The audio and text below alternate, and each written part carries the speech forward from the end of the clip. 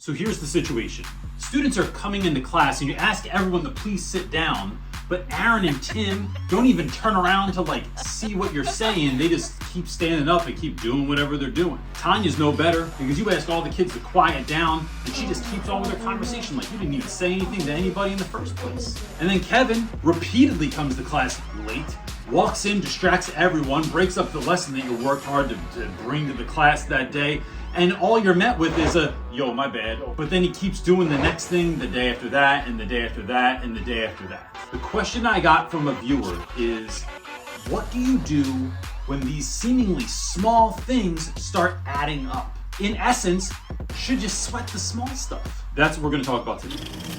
So on one hand, I understand that this can seem like, are you making a mountain out of a molehill? Right? Are you taking something that's so insignificant, something that's not really worth a call home or a detention or a demerit or a write-up or something like that? But it's annoying, right? And it's not just annoying you, but it is disrupting the learning environment for all the other students. And if you address it, are you just gonna cause a scene in class? Or if you show that you are angry, anxious, upset, or even really mad, is that gonna affect the vibe that you began class with, or that you wanted, or that you need for this particular lesson? But worse than anything is, if you do not address it, does this send the message to the student, the offending student, that this is okay? Or does it send that message to the rest of the class, letting them know that you can be late, you don't have to pay attention, you can do whatever you want, you don't have to sit in your seat. Whatever, I do what I want. And does that ultimately make you seem weak? So in the next few weeks, I want to cover a couple of different scenarios to try and make this as real as possible. Stuff that we as teachers go through all the time that needs to be addressed, but we may not be sure how to address it, especially in this early part of the school year. So I want to start with Tim and Aaron, because every kid I ever had named Tim and Aaron, they're always a handful. They're always kids that man, you made my hair more gray than it was in the beginning of the year. It's a really good idea to either stop now and watch, or after this watch a video that I made just last week about how to start your class like a boss. So those first 10 minutes of class, how do you set that up for such hardcore success that it's gonna really limit a number of these factors? But even if you do that, there can be outlier students, and that's what I want to talk about today. So you have Tim and Aaron, and you are starting class. Maybe you are in the middle of transitioning from one thing to another, but either way, you are moving into what is next. But you have kids that are just refusing to sit down, right? They're just standing up. And some of this has already been addressed in my beginning of the class video, but some things bear repeating, and there's a lot of overlap in education. So the first thing I want to say is that there is no one way to handle any situation. Handling situations, and I know that's a hard thing for people to hear, but listen, you have to think about, one, your personality, right? If you are not a stern or a tough or that direct of a person, trying to pretend that you're tough when you're not tough is really just off-putting and weird, and everyone can smell fake. Fake. The other thing is, what are your school's rules around certain things? Your school might already have a protocol for any number of things that you have to stick to, or you're gonna end up hearing about it. And what were the policies, the procedures, the routines that you laid out in the beginning of the year? Because you really want to build that level of consistency into your students and not just be jumping from one thing to another. It's a separate thing to pivot, but we're talking about not jumping from this is okay to this is not okay to, you know what, I don't think it's okay anymore, to well, it's too hard to keep up with, we're gonna make it okay.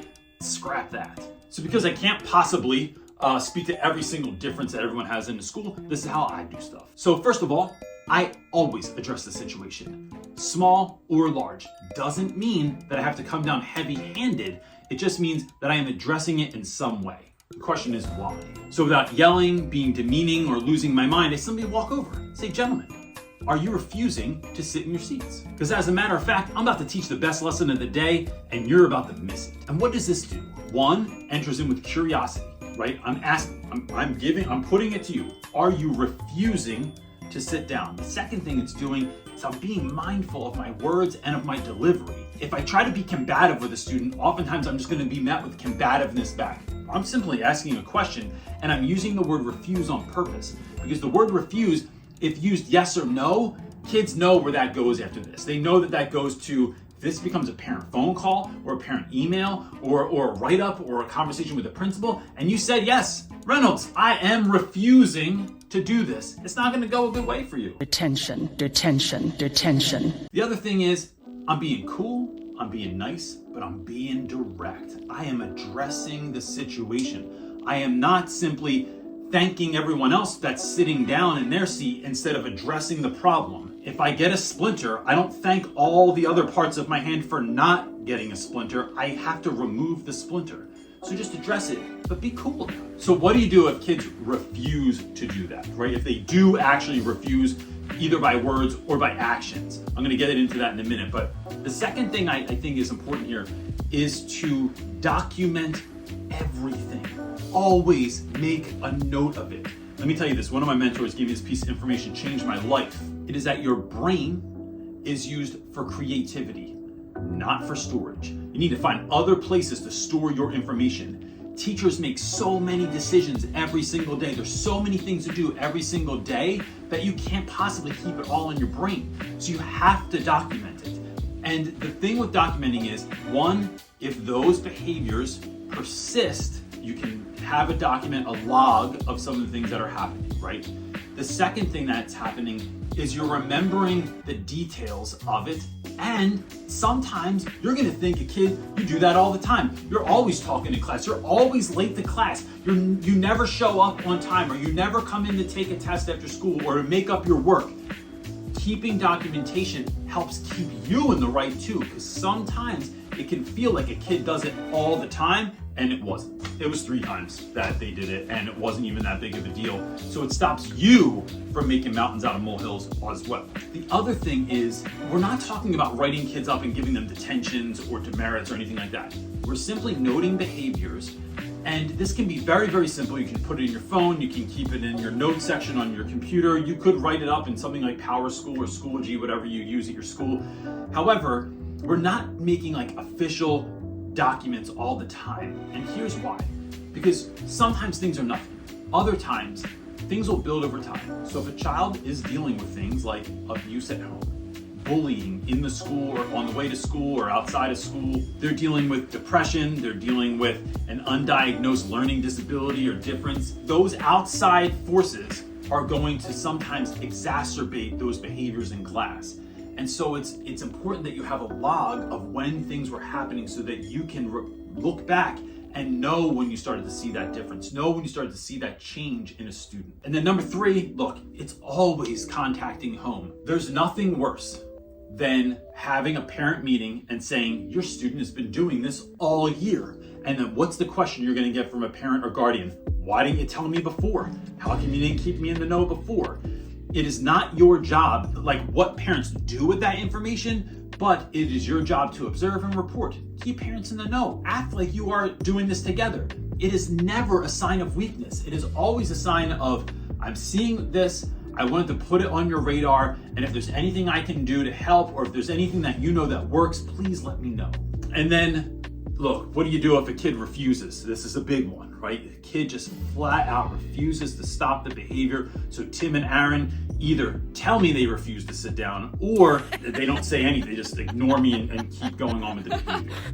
At this point, you need to bring in outside forces, right? You need to, whether in that moment, right, removing a student from class, asking them to go to the office, calling someone down to grab them and have a word with them. This is not something you can deal with in class all the time, because you are responsible for all students, all of their success, and their learning that day.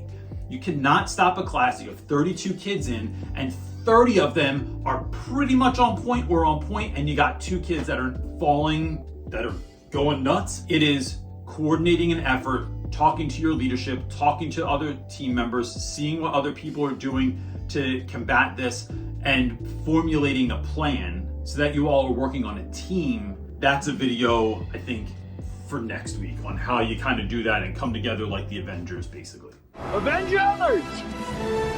If If you have not watched my video on how to start your first 10 minutes of class like a boss, it is a must watch, because if these sorts of things are happening in your class, getting that first 10 minutes down is going to lock in your class, and it seriously minimizes any classroom management issues that you have.